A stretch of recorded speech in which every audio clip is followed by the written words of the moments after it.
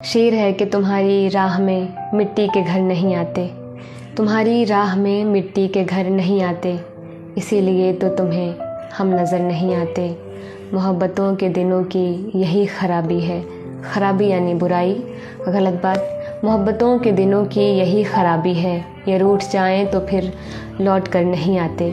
आगे शेर है कि जिन्हें सलीक़ा है तहज़ीब गम समझने का, सलीक़ा यानी तौर ढंग, तहज़ीब गम यानी कल्चर ऑफ ग्रीफ, दुख का भी अपना एक आचरण होता है, एक शिष्टाचार होता है, उसकी बात कर रहे हैं। जिन्हें सलीक़ा है तहज़ीब गम समझने का, उन्हीं के रोने में आंसू नज़र नहीं आते। आगे है खुशी की आँख में आंसू की भी जगह रखना, खुशी की आँख में आंसू की भी जगह रखना, बुरे ज़माने कभी पूछ कर नहीं आते।